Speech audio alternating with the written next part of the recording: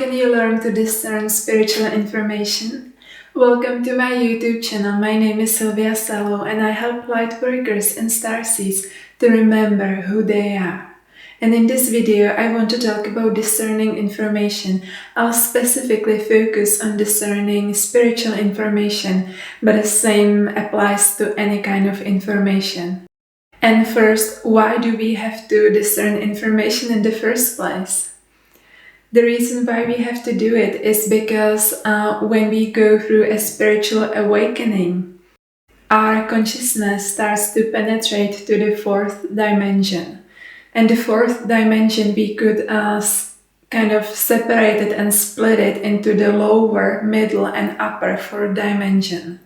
And in that lower fourth dimension, this is where the information is really twisted and where many illusions are coming from. Not only from there, but this is the main source of it. Because when you imagine that information is flowing from source, and in a very simplistic model, it has to go through different dimensions. So there is that information. You can think about it as an energy or consciousness, and it has to move through all those dimensions all the way to us. But just above the third dimension, there is this like very thick layer of lower fourth dimension, and this is where everything gets like, filtered with very twisted perspectives and opinions and illusions, and this is what then flows into us. So we have to train ourselves to move beyond this kind of trap of lower fourth dimension and make our consciousness reach higher and go into higher dimensions where we can receive clarity and see the truth. And so when you are going through a spiritual awakening, it happens to, I would say, everyone that at some point you'll receive lots of information. You'll be watching a lot of videos where people channel all kinds of entities and so on. And the thing is, you receive your information, but it might be completely twisted information, or some part of it might be twisted. Why? Because it might be channeled from that lower fourth dimension. For instance, when you go through, some crazy nights when you have those astral dreams, or where you feel like you are being trapped in the dream state, you feel like you woke up, but you are actually still dreaming, right? And it might feel like you can't really move or control it much yet. And so this is what that fourth dimension is about. This is how we experience it through our dreams. And the same applies when it comes to information. The information just has to kind of like trickle down all the way to our consciousness. And if our consciousness gets too much attached to that lower fourth dimension, we might believe in all kinds of illusions, or on the other hand, it might be really difficult to see things with clarity. It might be really difficult to know whether something is true or not. Just as an example, that of course this applies to any kind of information, anywhere. It has nothing to do with spirituality. It's just like we have to learn to see what's true and what's not true. Basically, we have to see what unifies our consciousness and what brings chaos and destroys the consciousness. Because when something is not true, it will feel like it just brings chaos into you. It feels like there is more separation, more polarity, more duality. It creates like different islands within you. And then you experience an inner conflict because you are trying to bring those different parts of you back into harmony. But that information had separated, your consciousness, your energy, it might be even your emotions into different islands. And they don't know how to get unified again. They don't know how to communicate again. And so This is something that we all have to learn to distinguish, because collectively as a humanity we are moving from the solar plexus consciousness into the heart consciousness and into our throat chakra. These three chakras are the ones we are learning to truly master. Of course, we have access to much higher chakras, but these ones are our foundation. And each of the chakras corresponds to something else.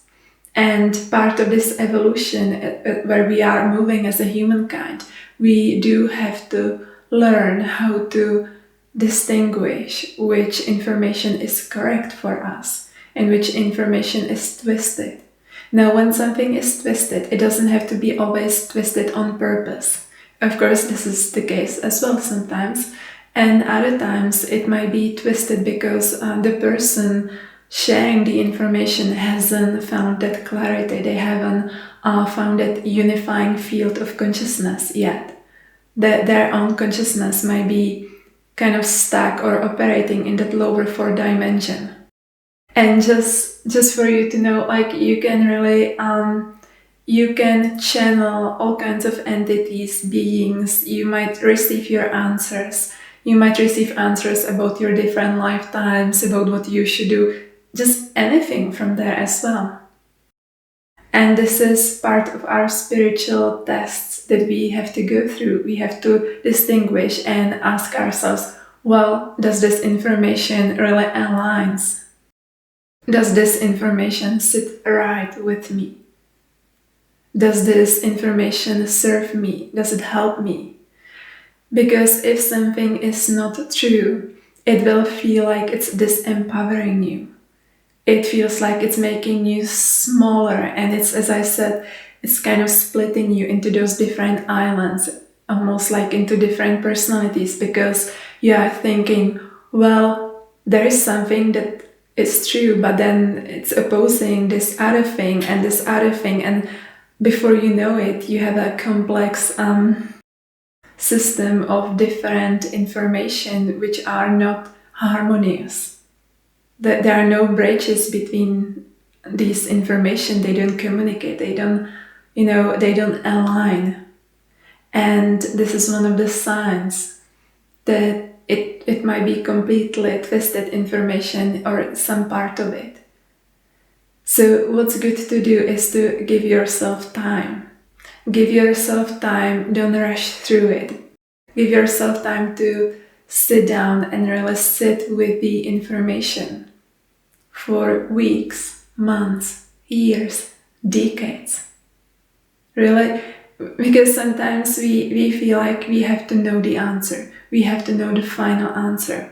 But the thing is that there is not something like a final answer, because if you have one thing, for instance, source. What is source? Okay, this is the most complicated answer. So I could have chosen some simpler example. But let's say we want to understand what's source.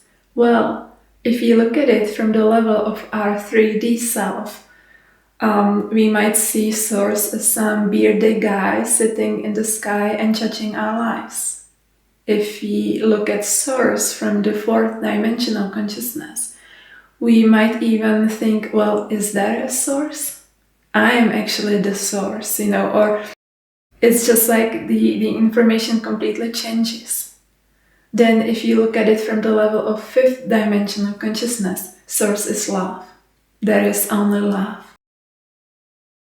If you look at it from a 6th dimensional consciousness, source is love and truth.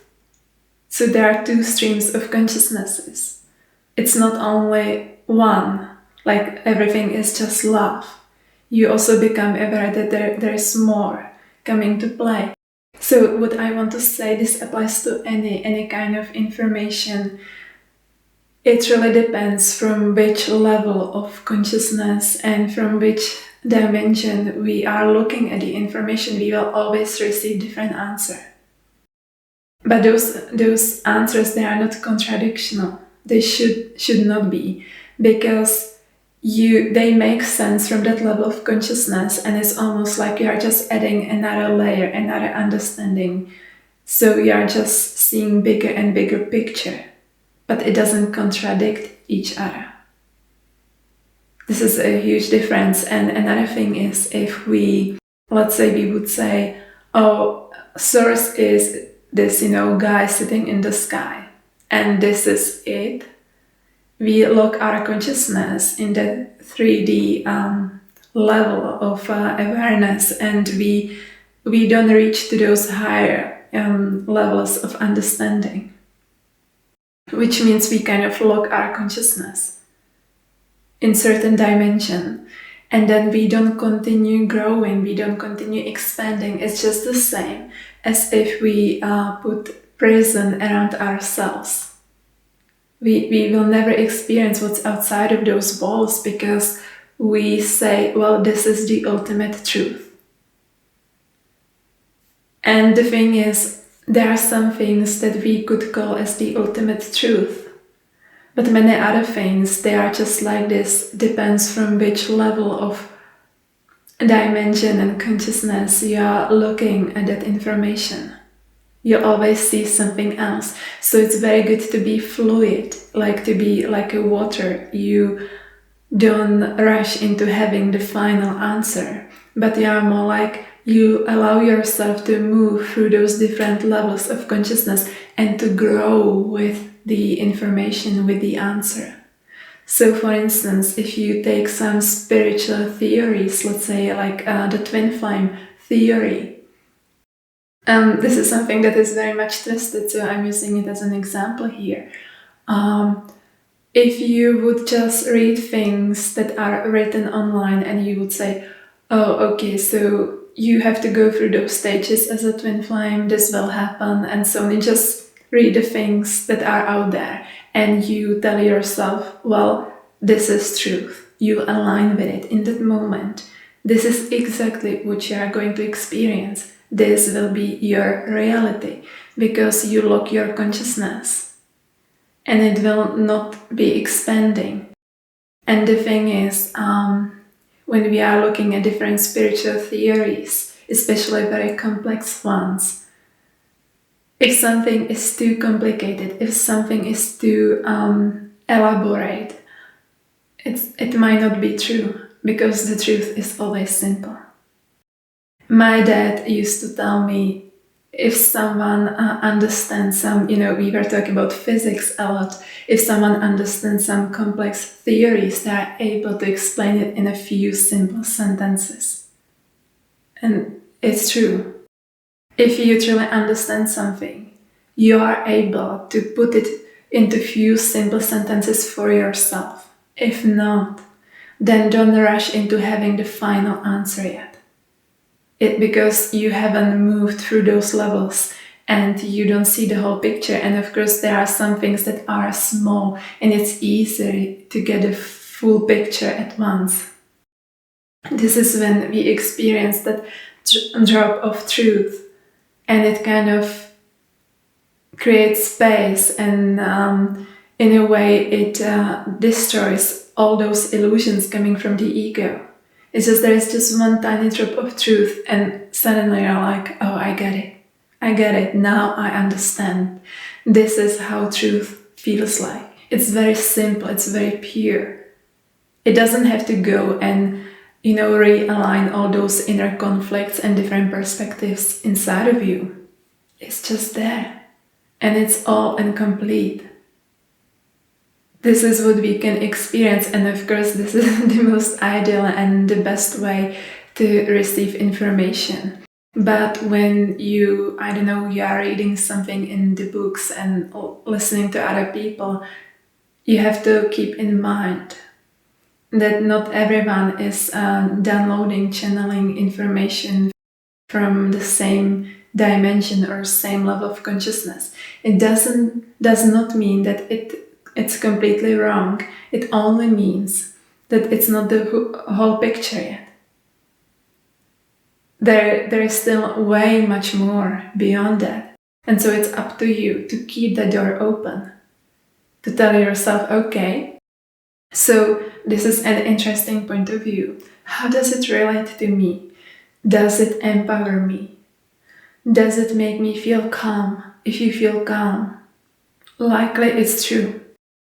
On the other hand, if you would feel like it makes you feel chaotic, then there is something that's not true. You can also ask yourself, is this true? And now it sounds simple, but whenever we use the word true or truth, then we are always reaching out to this higher consciousness and higher understanding. And we move faster through this lower 4 dimension. Always seek truth. Don't seek, shiny, glamorous things. Don't seek easy things. Don't seek things that will support your ego and will make you feel important, or they will put you down. Just seek truth. It's very simple. Truth is always there. Another thing, when some information is right, it always comes as a truth and compassion. So you have those two streams of consciousness coming together. And it's very important to combine them, bring them together, because if we would have only truth, but it would be that sharp truth, it might shatter consciousness, actually. I don't know, as an example, you might have experienced someone told you like something that was true, but they said it in such a critical way that you were not able to receive the information at all. And it might have had some, lasting impact on you, actually, the way the information was delivered. On the other hand, when you have that compassion there as well, some information can be actually shattering your ego, but it's delivered in such a way that it feels welcoming, it feels inviting, it allows you to expand more. There are no walls around you suddenly. There's just more space, more understanding, more knowing. So even though the information might be something that you don't necessarily like, but it brings you clarity, it makes you feel calm, and it creates more space. You just feel energetically there is more space. Your energy field really does this. It opens up, literally, just like a flower which is blossoming when it receives that drop of truth and compassion.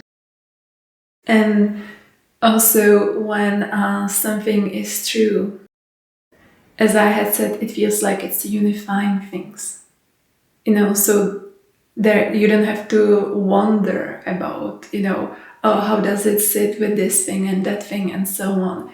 It's just there. But as I had said, this is not the only way we receive information, right? This is the way we receive information from our higher self, from our I am presence, or from source directly. It's just being delivered completely. If we are, on the other hand, like building bridge in our consciousness to those higher dimensions, and basically reconciling our reality with the level of consciousness in those dimensions, we have to learn to discern information. We have to really see what that information does to us. And the point here is to kind of keep that balance.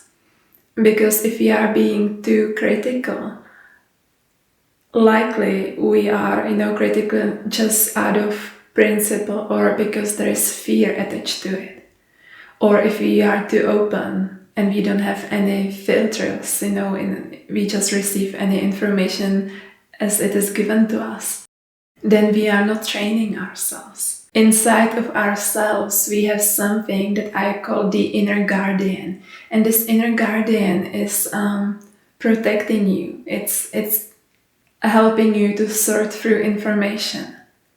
And this inner guardian gets stronger and stronger and stronger. You have to give it some food and allow it time to sit with the information and let that inner guardian to train himself to be better at reading information. It's something that gets better with time because here is another thing. When we are looking at information, we want to be as neutral as we can. If we have there some kind of attachments or our human self gets triggered by the information, we are out of that stream of pure consciousness. We go into that human self and we go into the ego and we go into illusions. So, if some information triggers you, then you might want to look at why is it the case, and there might be some invitation to do inner healing.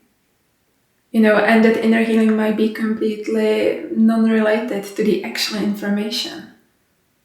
It might be something from your childhood when, I don't know, your mom spoke to you in a certain way and it kind of reminded you when the other person spoke to you in a certain way and it triggered you.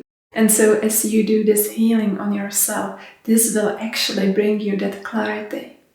This will allow you to see the truth of the information without having the emotional response to it. And so also as you do more and more healing and you are unifying those inner conflicts, those islands within yourself, you'll be able to be neutral and to read information better. Really, it's just like a muscle. And until then, just keep it in mind to stay open. Give yourself time and see what the information is doing to you. Does it create more chaos? Does it feel like it's bringing distraction? It's destroying things? Well, the truth can also, it destroys the ego illusions, right? But it happens instantly. It's just there. It's all there in a second. Everything is being downloaded to you. But what I mean, like when the information is not true, it's destroying things in a different way. It's like it starts locking you into a prison. You might start to separate yourself more from others. You might feel more alone, isolated. You might feel more confused.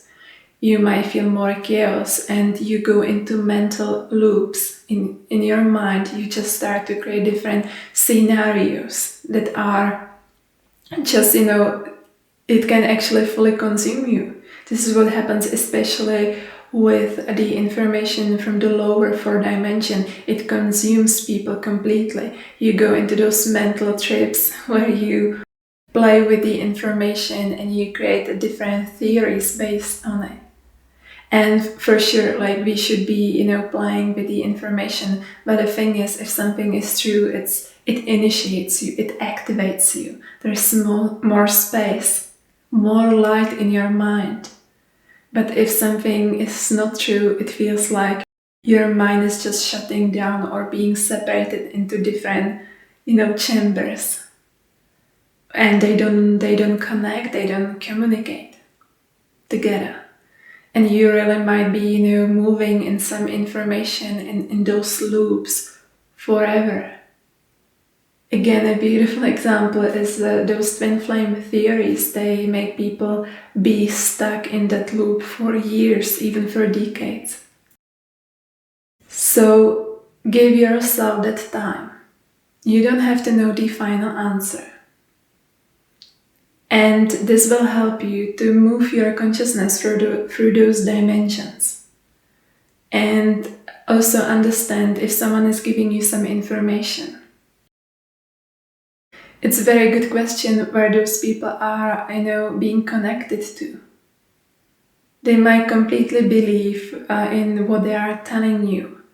But the thing is, if they didn't allow themselves the time to really sit with it for years, for decades, let's say if they rushed to share some information before the energy completed its cycle, before the energy of information came to the closure, because only then you see the whole picture.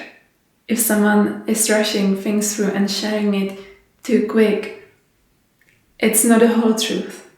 There might be some truth in it, and the truth might be helpful, and it might, initiate you into the next level. But maybe the whole thing might not be true.